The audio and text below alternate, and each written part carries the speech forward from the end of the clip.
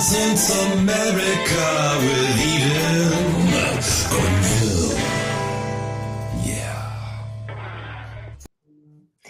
And good morning, Common Sense America. Good morning, beautiful America. Good morning, Eastern North Carolina. Good morning to each and every one of you from all over this great land of ours. Thank you so much for tuning in here at Common Sense America. It's Monday. It's the last Monday of March. It is March the 27th. We are scooting right into April, and boy, do we have a great show for you this morning. I'm Eden Hill.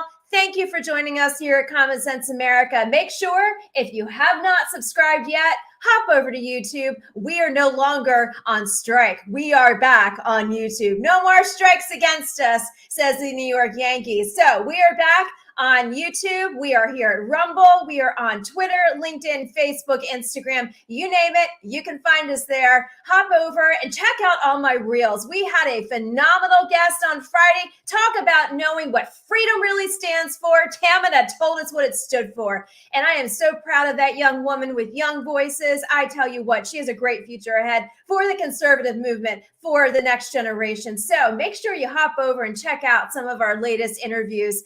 This morning, we have a very special guest coming to the show at 9:30 this morning. We have the candidate for Lieutenant Governor of the great state of North Carolina. We have Hal Weatherman joining us at 9:30 this morning to talk about everything. Why run for Lieutenant Governor? You have been behind the scenes all of these years working for Sue Myrick and Lieutenant Governor Dan Forest. Why run now? What is ahead for this candidate for Lieutenant Governor? We're going to talk border. We're going to talk about our station. Our state here is a border state. We are also known as an abortion destination state. We're going to be talking about social issues. We're going to be talking about Department of Education. Lieutenant governors are in charge of the Department of Education. I say let's abolish it. Let's see what he has to say about it this morning. And also, we are going to be talking in depth in regards to what happened over the weekend. Veterans, I got text messages. My husband was telling me, what in the world is going on at the Department of Veterans Administration, Veterans Affairs? What is going on, ladies and gentlemen? You know what? It had a lot of veterans concerned this weekend. Why in the world do you spread rumors to the legacy media and stir up our veterans when you know full well that they serve for you? They serve for us. They serve for our freedoms, and you go and play around with their benefits? Really? How low can you go? Well, you certainly went low enough. And you know what? We have a president. No. We don't have a United States president. We have a dictator-in-chief who was just in Canada this weekend and didn't know where the heck he was. And guess what he said? He said, thanks to China. Okay, Freudian slip? Yeah. He didn't know where he was, first and foremost. Half the time, he sounds like he's drunk or drugged up. And he's just as bad as Kamala, where they don't know where the heck they are. Yes, we had a president this weekend say, and thank you, China, for all that you're doing. Oh, I met Canada. Oh, give me a break. You and I both know that they are doing everything that they can to make sure this country is given to China. You and I both know it. So we're going to be breaking it down. National security, defense issues. We're talking it all this morning. I have a lot more under this belt right now, and I am zapped up on my Zabar's coffee from New York. You know what? I am grateful to be alive. I'm grateful to be here with you this morning. I'm grateful for your support. I get messages from you guys offline. I get messages here, right here at Common Sense America.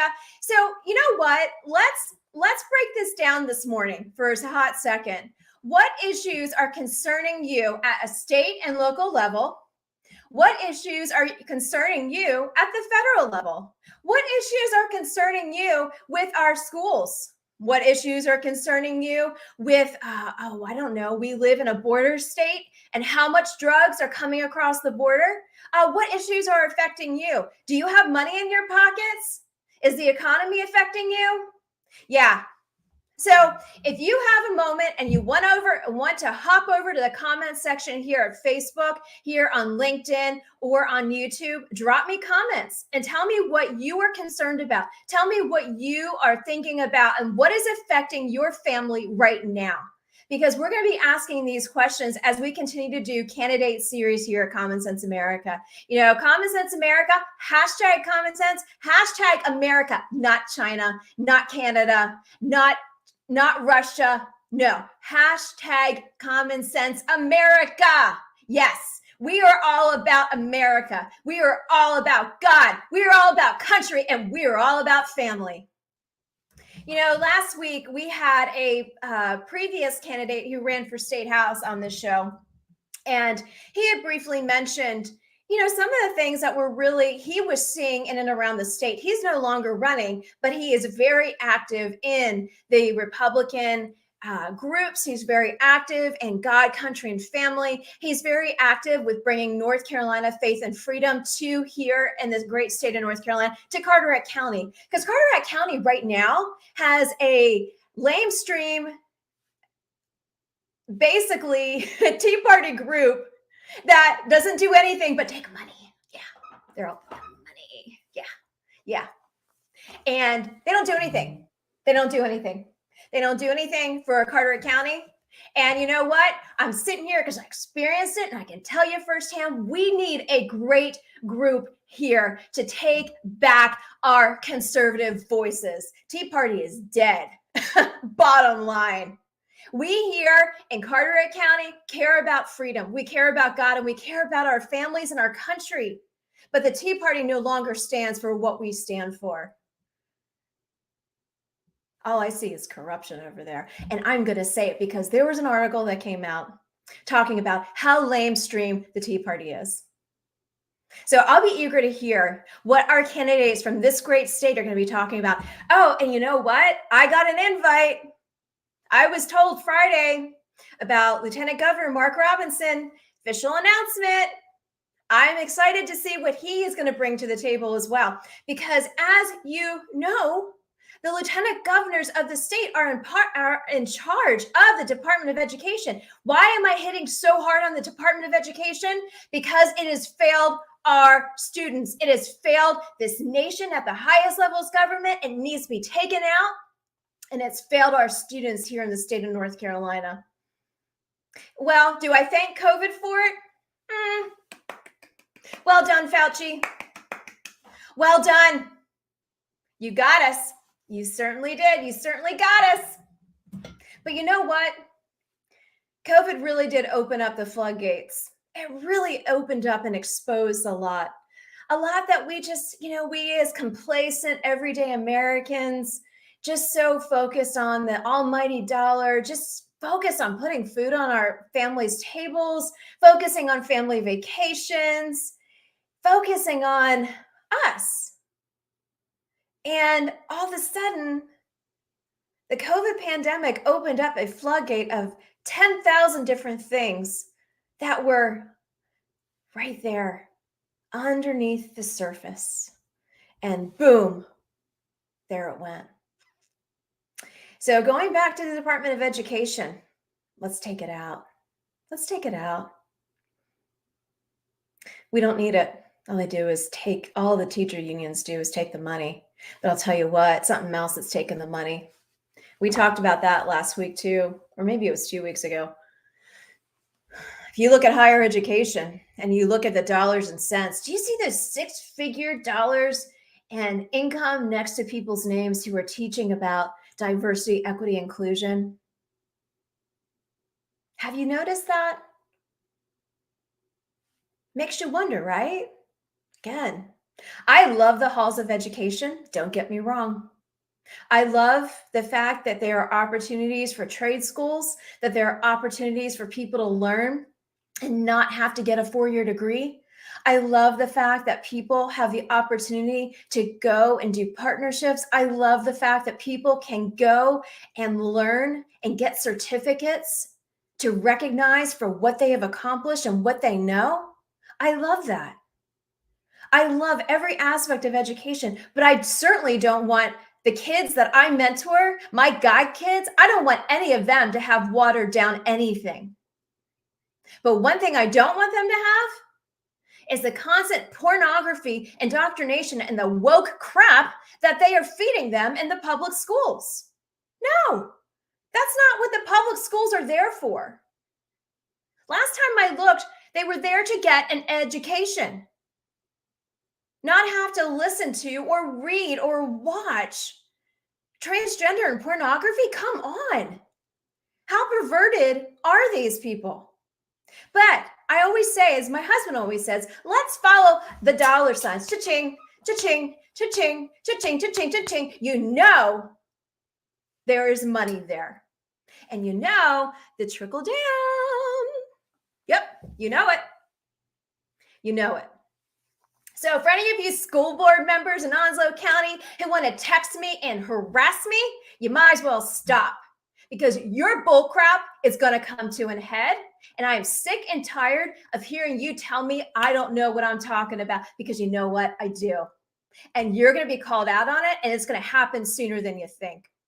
How dare you let children get raped and abused, and you pass it off as, oh, no, we can't talk about that here. How dare you? And you guys know it's happening all around, not just in Onslow County. It's happening everywhere. So when are you guys going to stand up and buck up and put your big girl and big boy panties on? That's what I'm looking for. Okay. All right. It's 1:15.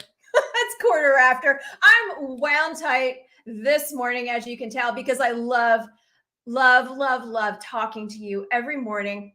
This week, we'll have a short week here at Common Sense America. We'll probably have a couple more guests later in the week, but I'm going to be honest with you. Hubby and I are moving. Our house is packed up in boxes. We are in a state of organized chaos. Organized. So if you don't hear from me later this week, or if you just hear random shows, that's why. We'll be back full time, back here 3 to 4 days a week once we finally get settled from our new location. And I'm thankful. I'm very thankful. So let me read a couple of the news articles to you this morning. And then in 15 minutes, we bring over Hal Weatherman. So let me just break down the nitty gritty for you guys on all the VA stuff. Oh, and by the way, hey, North Carolina elected officials. Hey, state, local, yoo-hoo. You guys know how many military bases we have? Yes, I know it's federal, but just wanted to make sure you guys knew what's in your backyard. Oh, and yoo-hoo, tap, tap. You guys there? Yeah? Oh, you have a lot of veterans in your state, by the way, too. Okay, just had to get that out of the way. So, VA Secretary swats down idea to cut VA disability pay for wealthier vets. Let's see here. We have veteran social media feeds erupted this week over a months-old report from the Congressional Budget Office that listed options for reducing the federal deficit, including the idea that the government should save $253 billion over the next 10 years by eliminating disability compensation for veterans who make more than $170,000. Each year, the CBO publishes proposals for reducing the federal deficit, which has reached nearly $723 billion since the beginning of fiscal 2023. Wonder why. Dictator? Yeah. The latest list, published in December, but only garnering attention among veterans this week, calls for means testing for veterans with higher income levels. Okay, on that note, just got a call.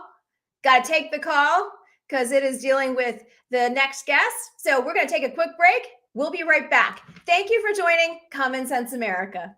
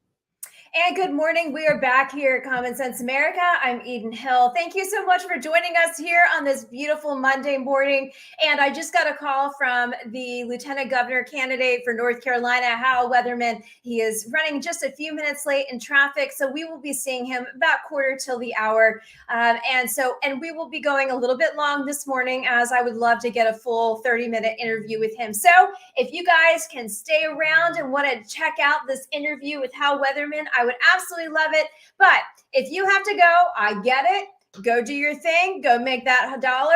Go take care of your kids. Go to that dentist appointment. Go do what you got to do. And just check out the YouTube channel or my Rumble channel later on this afternoon, where you can see the full interview with Hal Weatherman, who was running for North Carolina Lieutenant Governor. And like I said, be on the lookout. There are tickets, and I just received over the weekend the official link and invite to Lieutenant Governor Mark Robinson's event that'll be happening in Greensboro, North Carolina in April. So there are a lot of big things. And also, I want to just put out a note to Turning Point USA. Thank you guys so much for the opportunities that you present. You guys are doing phenomenal work in and around our nation. There's going to be a women's forum coming up later this year. I believe it's in June.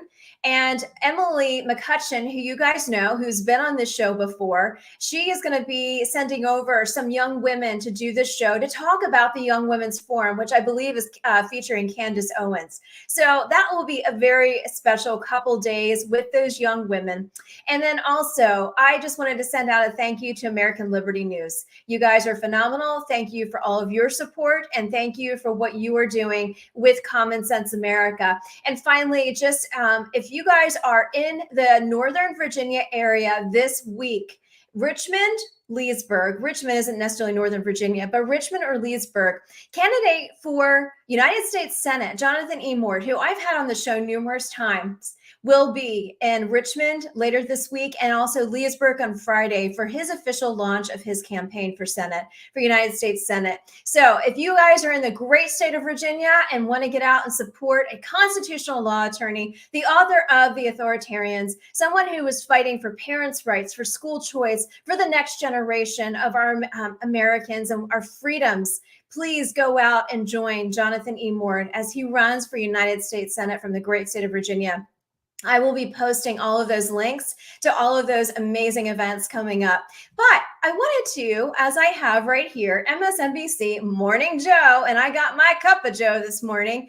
I wanted just to show you what the empty suit, the governor of the great state of North Carolina, is talking about with regards to Medicaid and the expansion of it in the state of North Carolina. And wait until you hear what she has to say about us conservative Republicans. I thought I'd just show you this clip. It just got posted minutes ago before the show started.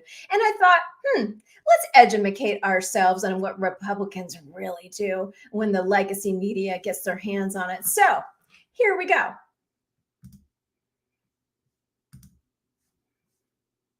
Stand by as I pull it up. Joining us now, North Carolina's Democratic Governor, Roy Cooper. Governor Cooper, thank you so much for being on this morning. You know, I was going to ask you, given just the decades, the blanket hate that Republicans have for the Affordable Care Act, I was going to ask you, was it tough to get Republicans on board with this bill? How did that go? And yet I just saw in Dasha's reporting, they're proudly supporting it. What has changed? Well, it was music to my ears to hear my Republican colleagues in the legislature say those things that we've been saying for the last decade. Look, I'm about to sign the Working Families Bill of the Decade. This is going to help child care workers, direct care workers who help our seniors, people who stock our grocery stores, work in our restaurants, those who have fallen in that gap. Many have died because they haven't had health insurance. What we did over these years, the arc of the policy changes. Wait a second. Many have died. How many is many? I'm sorry that people have passed, but do you guys believe that? I don't know if he can't even give a number, just many. Huh. Do you guys believe it? I don't. Okay, back. Here we go. Is long. We pulled together non-traditional allies to help convince the legislature that this was the way to go. For example, tough on crime Republican sheriffs who were having to deal time after time with people with substance use disorder and mental illness. They knew that these people needed health care and not handcuffs. Rural Republican county commissioners who were seeing rural hospitals close and people hurt in their communities stepped forward and joined the coalition and said, passed resolutions. So did local chambers of commerce who knew that when you provided more insurance into the system, you reduce cost for everyone. These voices got louder and louder. And when you think of the financial situation here, what good business turns away $521 million a month? That is how much North Carolina has been turning away since we've refused to Let me guess.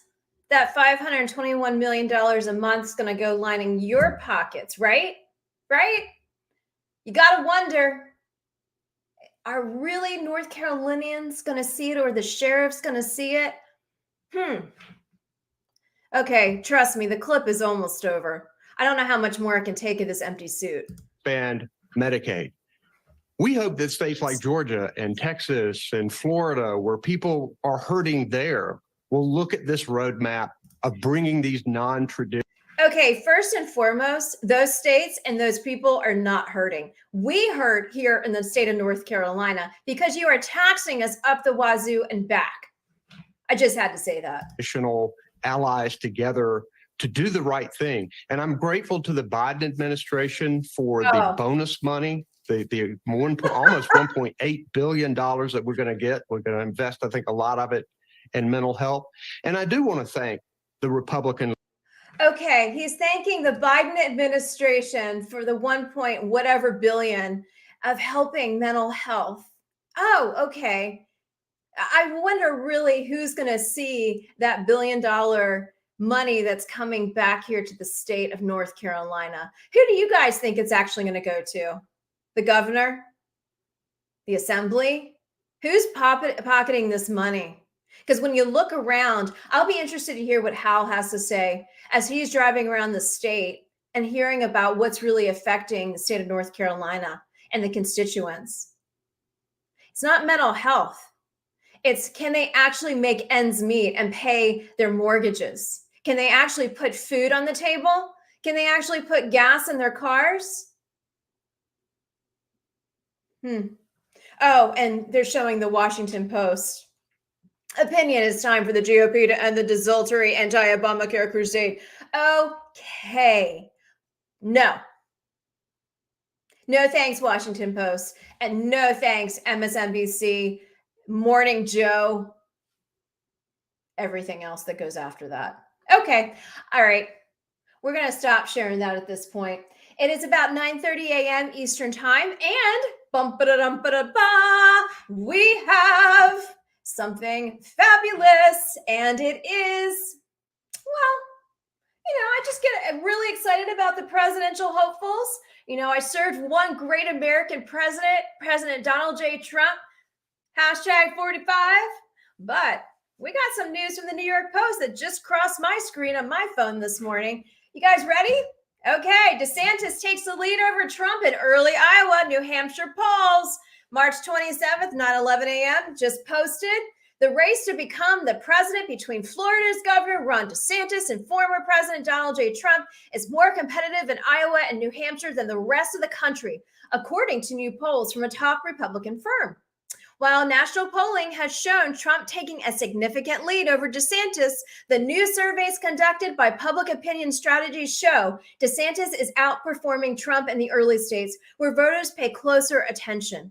The surveyors, which were provided to Axios, were conducted from March 21st to the 23rd for an outside client, not a candidate or a super PAC.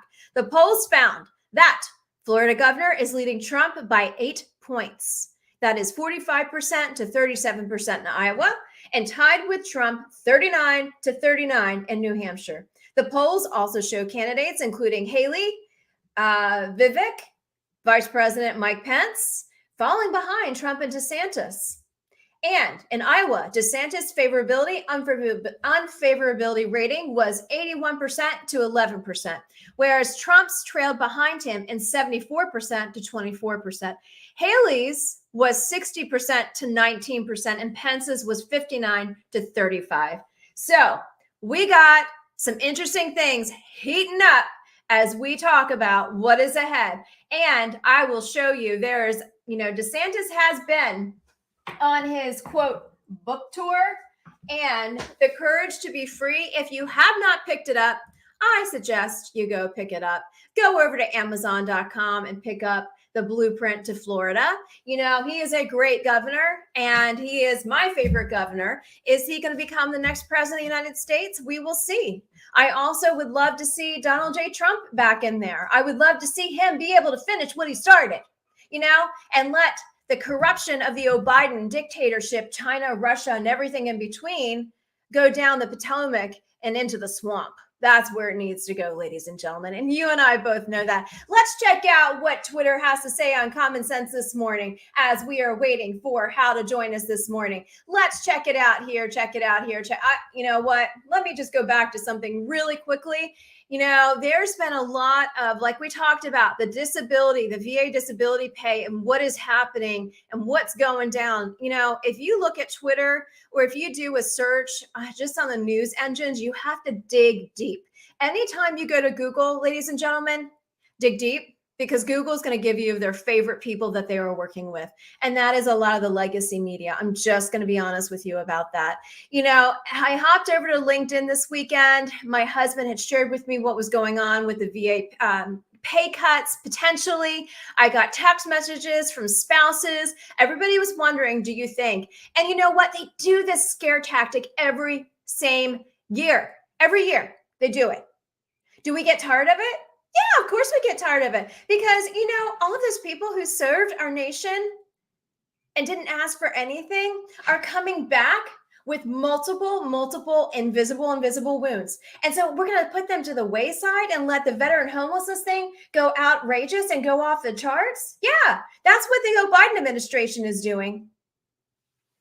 They may say that they are doing things, but in the end, they're passing over the American way to China. You guys and I both know it. But what do I say to that? Do I sit here and just talk about it every morning, or do I do something about it? I am convicted to do something about it. And I'm thankful for my convictions. They are of faith. And I'm thankful that we still have freedom of speech for right now. We still have freedom to gather together. We still have the freedoms to hold up our Bible and read scriptures. I'm thankful for all of those things. But I'm sending out a warning to you guys. Little bit by little bit, the Biden regime is taking our rights away. No longer power to the states. And that's what it's about. Power back to the states. The federal government needs to be limited tenfold. You and I both know it. So I know I'm probably singing to the choir. So anyway, it's 32. Let's see. It's 9:33 a.m. Mr. Weatherman should be here in the next few minutes, but I know I digress. Let's go over and check out, what does Common Sense have to do today on the Twitter feed. Let's see what people are saying about Common Sense. I'll be interested to see what you have to say. Let's see. Okay, here. First thing that pops up is Rudy Giuliani's WABC 77 radio show, a Common Sense podcast. Make sure you follow him. Make sure you go over to WABC 77. You can live stream wherever you are. Listen to Rudy Giuliani. Listen to Curtis Sliwa at 12:15. Listen to Greg Kelly from 1 to 3. They have phenomenal shows. Go check them out. If you want to hear truth, go to WABC 77 New York, or go over to 990 AM, The Answer, Philadelphia's morning show, Morning Drive with Chris DeGaulle. He has a great radio show from 6 to 9 every morning. And then hop over here for a few minutes, 9 to 10, maybe 9 to 9:30 with me, and then hop over to WABC. This is where I get my news, because these are great Americans telling us the truth. Common sense, common sense, common sense. Here we go. Let's see. Mercedes Schlapp, the House GOP passed the Parents' Bill of Rights that called for common sense policies that benefit our children and allow parents to protect their children. As a mother, and she's a mother of 5 girls, I can't imagine why anyone would oppose these basic rights. Sadly, the bill sent the radical left into a frenzy. Okay, we got Common Sense Club of New Jersey. And we have Bill Spadia. Okay, radio host in the great Jersey land. Check out Common Sense Club, another great American right there. Yes, he did grassroots patriot work with Common Sense in Monmouth County. Common sense, common sense. Oh, okay. Common sense politics. Reform the UK. Stop the boats, higher wages, cheaper energy, zero waiting list. Oh, let's see. 40-second common sense message from Jon Stewart. We got common sense. People are looking for common sense. We need common sense. Okay, we're going to take just a few-minute break. I'm going to grab some water, and then just in a minute or two, we're going to bring over Hal Weatherman. We will be right back.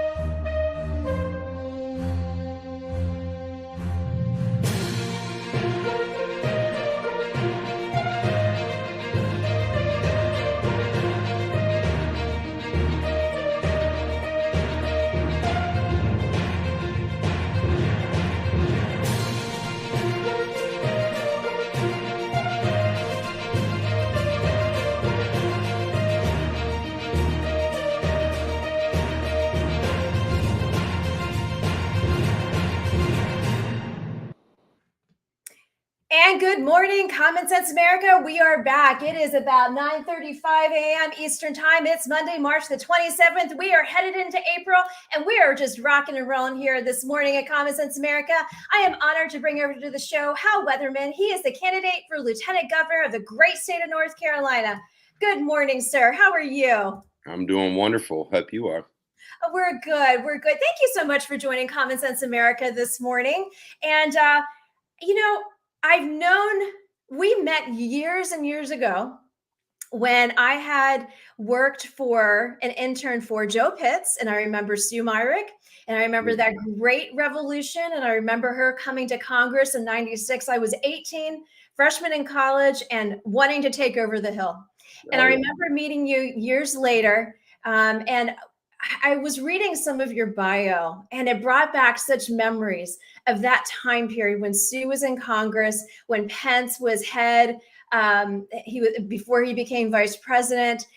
You had all of those great leaders, and now you see Marsha Blackburn, who's now in the Senate. They all came through during that time period. What a legacy you got to be a part of for so long. And you were always behind the scenes. And I had to ask you, because I was asked this question when I ran for state house last year. You were always behind the scenes doing everything for all the leaders, and now you're running. What made you want to run? And I gave my answer. So my question to you is, what inspired you to take on this journey to be at the very forefront?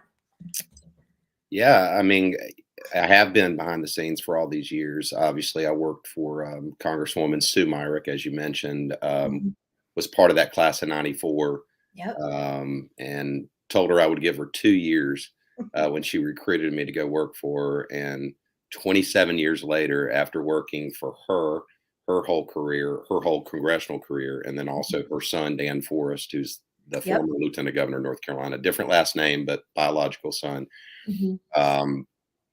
27 years later with one family, found myself, when Dan lost the governor's race, kind of searching for, what to do. I still had fight left in me, and really didn't know what, I was going to do. Did some consulting on the side during that time period, but it was really a kind of a family decision. My wife and I both, obviously knowing that Mark Robinson, the current lieutenant governor, was very open about his intentions to run for governor.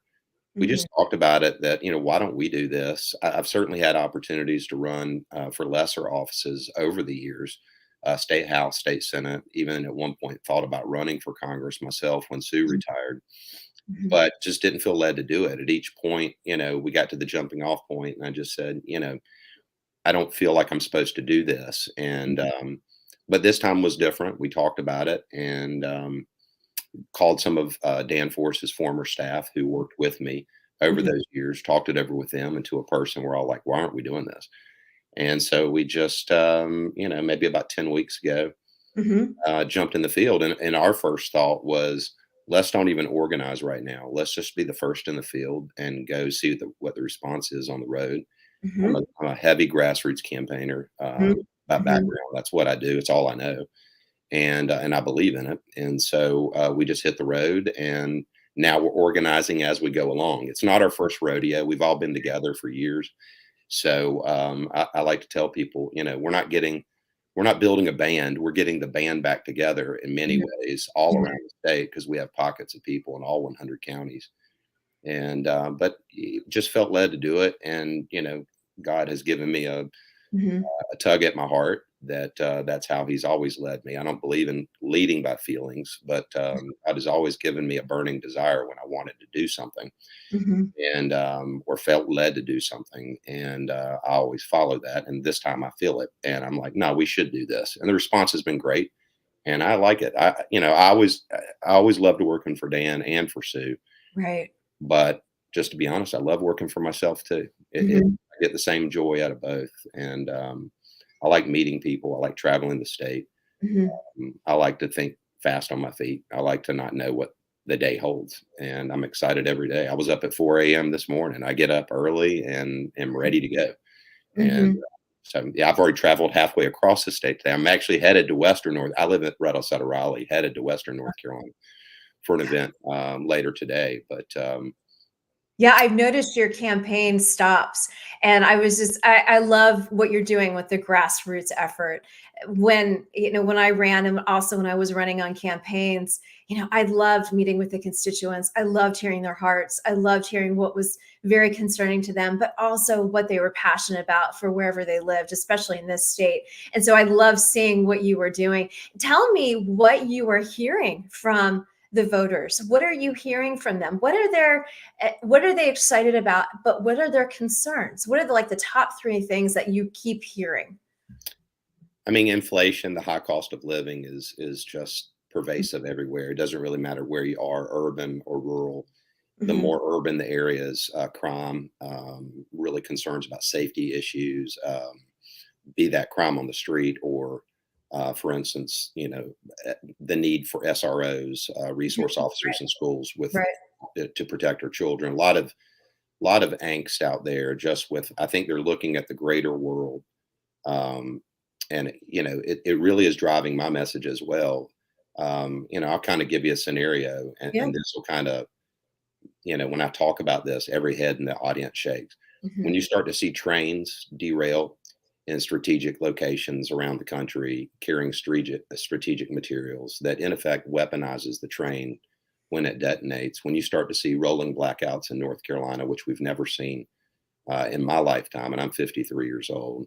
When you start to see electrical substations be attacked in North Carolina and our critical infrastructure attacked, when you start to see foreign nations be allowed to come in, not just our state, but other states, and buying up our sovereign soil, which I'm smart enough to know could mean they're trying to manipulate our food supply, which has national security implications. When you see China be able to fly a balloon, a spy balloon, over the great state of North Carolina, over every one of our military installations, every one of our nuclear power plants, and we as a people have to sit impotently by, it creates angst. And I don't think people can quite put their finger on what it is.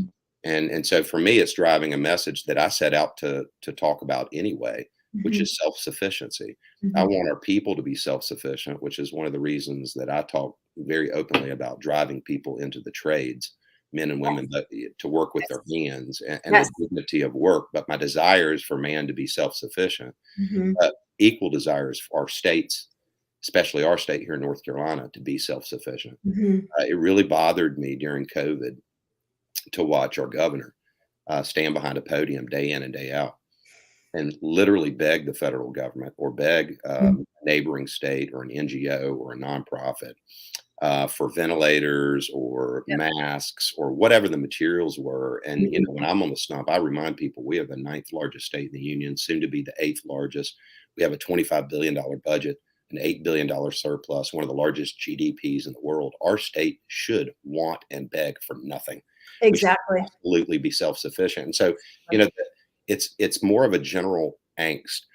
And I think a lot of it has to do with the current administration that's in Washington, has nothing Mhm.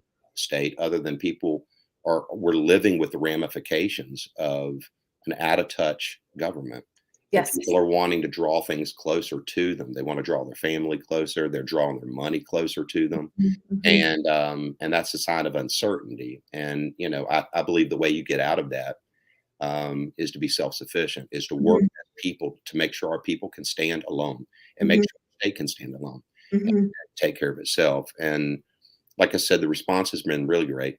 And so I know we're onto something there. And it's not new. I can look at other politicians Right. around the country that, in their own way, in their own words, are driving a very similar message.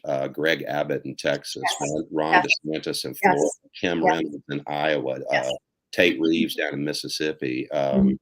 Christy Nome in so Yes. many ways on medical freedom and things like that. And I think people are flocking to those states and flocking to that form of leadership because what they're really hearing is, don't get caught up in the narrative that's cast by the left. The Right. media left. I mean, we know Yep. that they're going to cast Yep. these little buzz issues and try to get you onto those things as if those are the most important issues. And what I find is if you can talk to at a much deeper level to what's really on people's minds and what's really in their hearts, you'll resonate with them. And then they say, I can't quite put my finger on it, but you Mhm. give me a feeling of security. Mhm. And what I think it is because we're preaching a self-sufficient message, which Mhm. it was what God put us here to be. So Yes. Yes. Well, let's break that down for a second. Before you hopped on, I was looking on Twitter, and I always do hashtag North Carolina to see what the news of the day is. And it was our governor who I just wanted to turn off, but I wanted to say, okay, let's listen, let's hear him out. And Morning Joe had him on talking about the Medicaid expansion and all the money that's coming from Washington. And he wanted to thank I call it the Biden administration, yeah, billions of dollars. And, I sat there and I said, no. And they kept criticizing the conservative Republican mindset. And again, that's just another example of taking money, having to be dependent on the federal government. That's yeah, not how this nation was founded upon. It was yeah, power back to the states. yeah. And that's exactly Yeah, my I'm yeah, 100% against Medicaid expansion, and yeah. I tell people that it's not because I'm not sensitive to the needs of people. It's Mhm, not because I don't want a good health care. It's that it does the opposite. We already mhm, have a shortage of doctors. We right. already have, in effect, the makings of, you can see rationed care coming in the future because you have Mhm, too many people in line and not enough doctors to treat them. right. We're going to put roughly 600,000 able bodied men between the ages of 18 and 34 onto the rolls. We're going to incentivize private insurers to drop coverage and push people over on the public plan, Mhm, which is mhm, the opposite of what we should be incentivizing mhm, for the exact reasons that you're saying. We're right. moving people from being self sufficient and pay as they go to moving them over to being on the public dole, which is never good. Mhm, mhm, I think that, the answer is not Medicaid expansion. The answer is market driven results. So, I believe in medical tort reform. My mhm, college roommate is a doctor in Charlotte. Um, and we talk about medical issues all the time. mhm, He says, I don't know a doctor that doesn't practice defensive medicine, meaning You go in for a test, the doctor's relatively certain, yeah, this is good. We found it or we called it. And here's what you need. But he'll order or she will order another test. That second test is just to cover them legally in the event that they were wrong, and it drives lawsuits. It just drives the cost of the whole medical system through the roof. And so that would be one. The fact that we have a porous, open border Yes. contribute to our healthcare costs because for the illegal alien, Yes. the emergency room, which is the most expensive form of healthcare, is their primary provider of healthcare, and we're paying for it. I think we should be able to buy insurance, medical insurance, across state lines the same way I can buy Geico insurance. If I want to buy Geico insurance from South Carolina for my car, I can do it. If I want to buy it from California, I can do it. Right. I don't think there should be geographic boundaries to where I can get my healthcare insurance. Third party billing is really the root of all the problems, meaning, Yeah. we aren't paying our bills. Someone else is paying our bills for us. Yeah. And, when the hospital tries to charge you $9 for an aspirin and you don't pay the bill, you're like, yeah, pay it. But when I'm paying the bill, I'm Yeah. going to look at it and say, nah, you know what? I'll wait until I leave here and I'll go to Walgreens and get it for 30 cents. Exactly. So, it's a combination of all things, but it really comes down to, the government control or individual control. I'm a huge fan. There's not much I can do as lieutenant governor if I'm elected.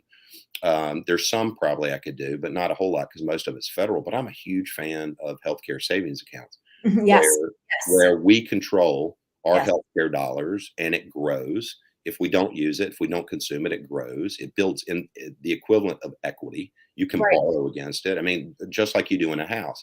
Yes. And I'm a huge fan of that because then it will force the hospitals to be transparent with the pricing, and it empowers you. And again, if you really hear what I'm saying, it makes you self-sufficient. I Yes. want us to be self-sufficient in Yes. everything that we do. So yeah, I'm against Medicaid spending. And yeah, and I don't buy I get the federal government's going to pick up 90% and we're going to pick up the 10% and there's whatever $1 billion signing bonus and all that. I'm smart enough to know when they're printing money like it's made on trees. Right. They're printing Exactly. money, that at some point the bill's going to come due, and when it does, they're going to switch it over, put it on the state, and it'll absolutely cripple our state. Yeah. Hashtag common sense. You and I both have common sense, and we know that that's not going to be the case. Okay, let's talk about this. You do have power over the Department of Education for the state of North Carolina when you get elected as lieutenant governor. So talk to me about Department of Education and talk to me. I've heard some of your interviews, and I've read some of your pieces about abolishing the Department of Education. Yeah. And, we have such social issues happening in our schools. We have the CRT, we have the woke agenda, we have the transgender, we have the pornography, we have all of those things. We have abuse in the schools. We see all of these happening, and I'm in Carteret County, but neighboring to Onslow County. And I've heard so many stories. I've had parents come on here and talk about how their kids were victims of X, Y, and Z. Yeah. And so what are we doing from self-sufficiency, as you talked about, power back to the people, we the people, where we need to stand up to school administrations, where we need to fight parental rights. Parents' Bill of Rights was just passed through Congress. So what are your thoughts on the education outline? Yeah, well, the lieutenant governor of North Carolina serves either by general statute and or by state constitution, both on the State Board of Community Colleges and also on the State Board of Education. So, he has some power. He's a voting member on both. So he has some power, but it's diluted by the voting. It's not like he's the superintendent of public instruction. But, I want to use that platform and that voting power as a voting member on both to drive school choice. And I'll kind of give you a holistic view of my view of education. I do believe the U.S. Department of Education should be abolished. As lieutenant governor, I don't have the authority to do that. That would take congressional action. Right. But I do, not because I'm against education, but because I'm for education. I want to abolish it and then do what's called block granting, where they send the money back down to the states. I'm even willing to accept what they're currently spending, not even cutting it, because automatically you'd put 25% more money back into the classroom because you cut out all the federal bureaucracy. Right. I also think you start the process there of severing the ties that bind us. In other words, so many of these 3-letter acronyms, CRT being one of them, I think are coming in part because they're federally funded and they're kind of invasive. They pass through the state and then it just kind of metastasizes and then it takes over. On CRT, I'll simply say this: we cannot allow our black babies grow up thinking that they are born inherently a victim. And we cannot allow our white babies to grow up thinking they are born inherently oppressors and think that this country is going to survive. We absolutely will not. And if you think about the civil rights movement, our country we did unfairly judge people by the color of their skin in our history. We did. But then we corrected ourselves and we followed the lead of Martin Luther King Jr. Yeah. And we started judging people not by the color of their skin, but by the content of their character. Yes. But the woke agenda is now devolving backwards and saying, no, we're going to start judging people by the color of their skin. This is absolutely completely backwards from what we inherently as people know to be true and right. We corrected a wrong and now we're going to go right back again. And it's dangerous. Yes, I'm very concerned with the sexualization of our children. I have 3 kids. One is in public school, 2's in private. I should say this though. Sure. We're the ultimate consumers, my family, of school choice. We're the ultimate consumers of school choice. At one time or another, all 3 of my kids have been in public school, private school, parochial school, homeschooled, or charter school. There's not a form of education that we have not consumed, but the decisions were made by mom and dad, me and my wife. And that's the way it should be. Yes.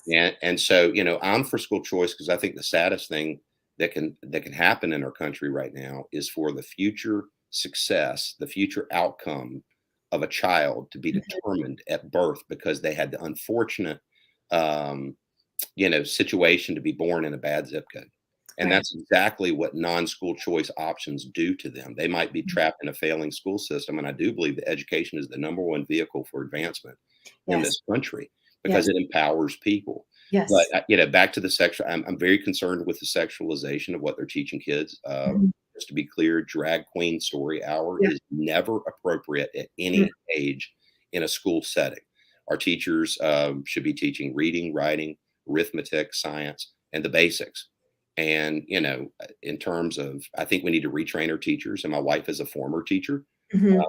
But I think we need to retrain our teachers to where when kids come to them and they start asking questions about, gender identity, gender fluidity, all of this stuff, that the teacher needs to be empowered to say, go ask your mother and father. Right. And yield it and move back to the basics.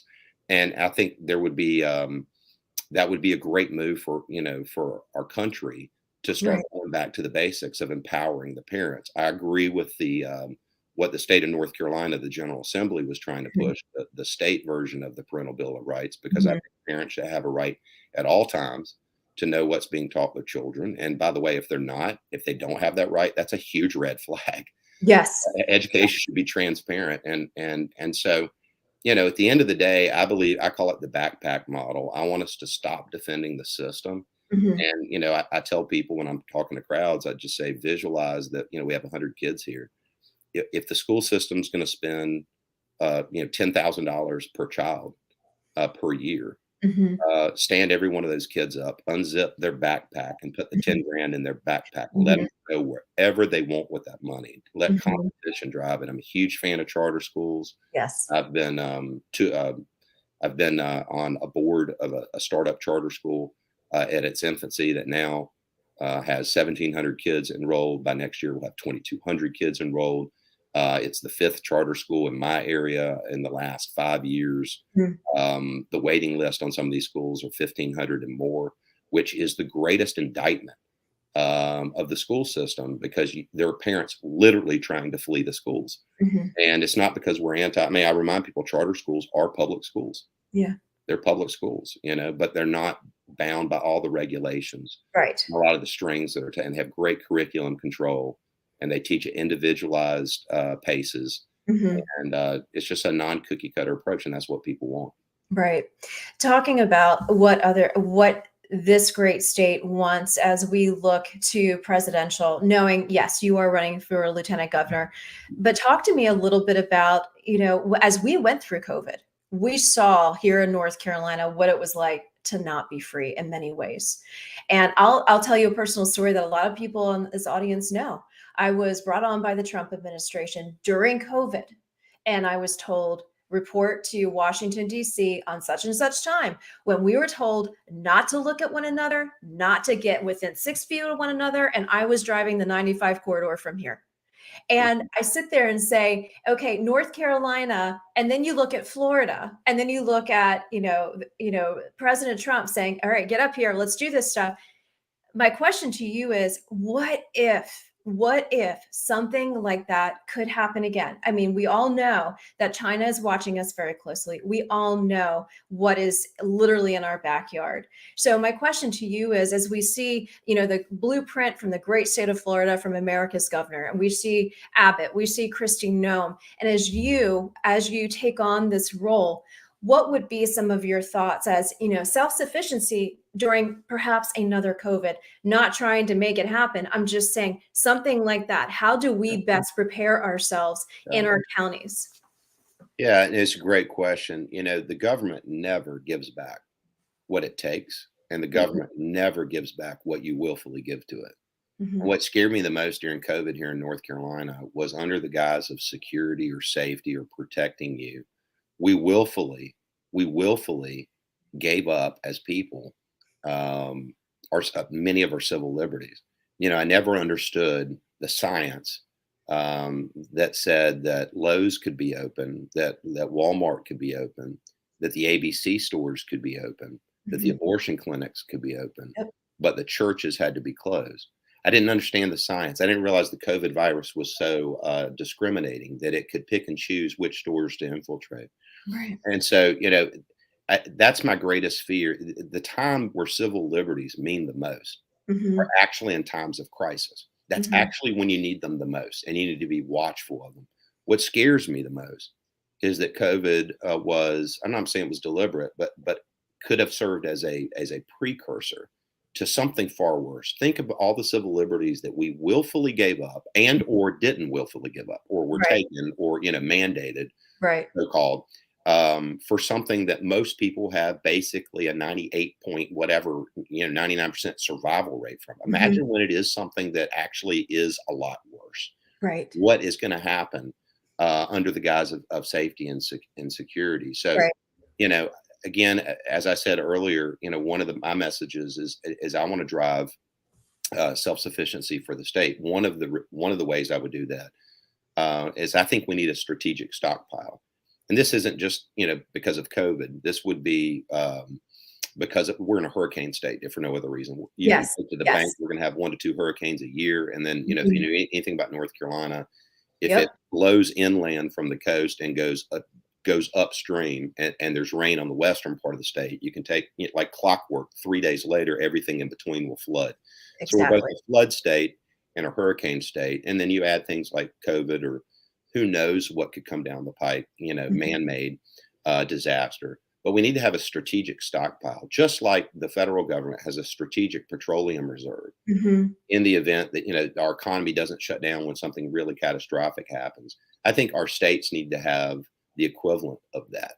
Right. And so I would like to have a strategic stockpile of the most critical needs that we have. We saw Moore County, North Carolina, shut down for a period of weeks because our electrical substation, Yes. several substations were attacked. They still haven't solved that. Is that a precursor? Is that a methodical? Is that a domestic terrorist group? Is it, Right. What is that? I don't know. But if the county itself had to basically shut down for several weeks because they couldn't replace the parts, because the parts were made overseas. Right. One, we need to start making stuff again in America. But in the interim, we should be doing a strategic assessment of all of our critical needs that could shut us down and stockpile them so that we are prepared. I just think that's common sense. Yes. So I think that would help.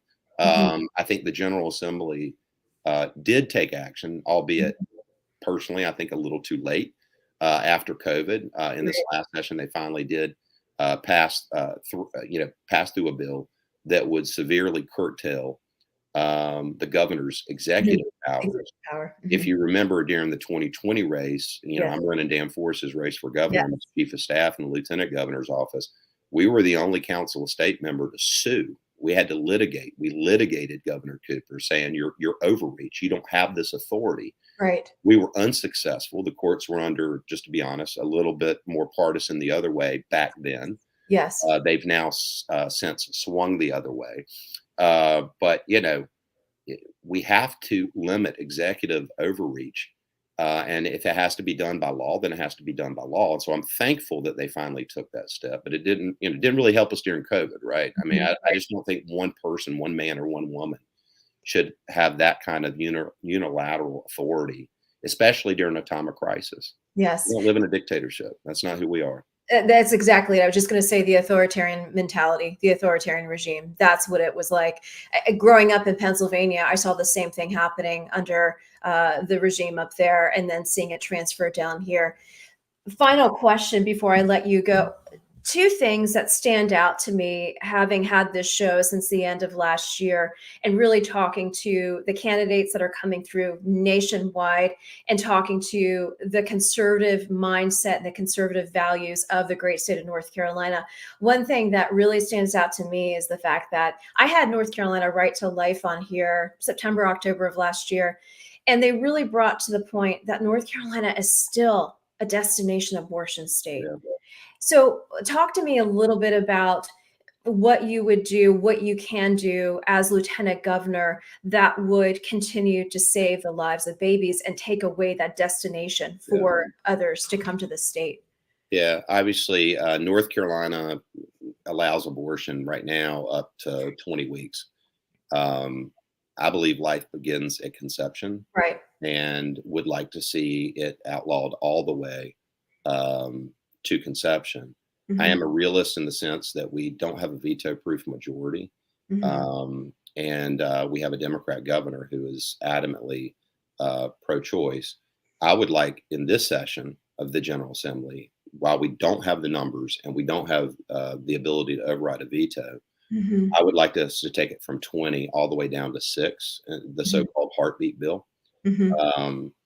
And then hopefully have a Republican governor come in short order and take it all the way down to conception.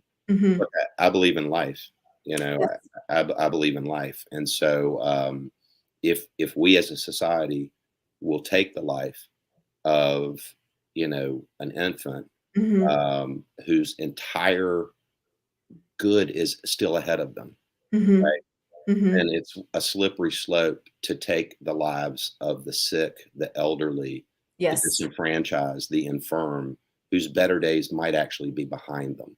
Right. And so, you'll never do wrong Mm-hmm. by doing what's right. Mm-hmm. And, I would like to see us create a culture of life.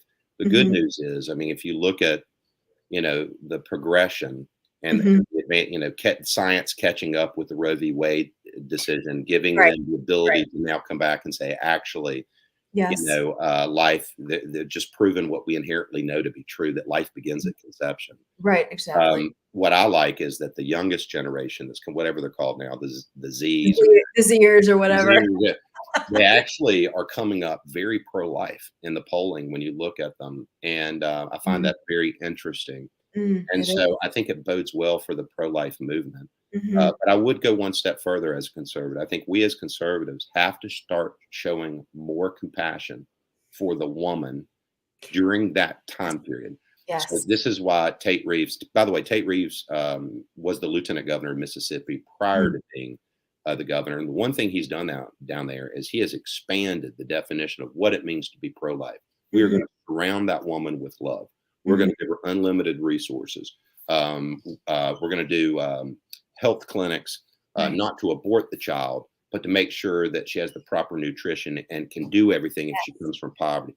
I mean, just to me, that's what it's about. I want to streamline the adoption laws in North Carolina. I want to streamline the foster care system in North Carolina. Yes. I want people to bring forth the child because I want them to bring them into a loving community that surrounds them. And that starts with bringing a culture of life, the sanctity of life. And that starts with making these changes. But one thing I don't want is for us to get so bogged down this session of, do we take it to 12? Do we take it to 6? Do we, keep the ball moving, keep moving the right direction, because we're headed there. It's a horrible situation. It's a horrible thing. The difference, by the way, between 12 weeks and 6 weeks, the heartbeat bill is an additional estimated 25,000 lives you would save a year. So let's take it on down to that, and then let's work on the next step. When we have the numbers in the General Assembly and we have a Republican governor, which I think we're going to have both, and we're going to have it in short order. We're going to have it in 2024, or January 2025.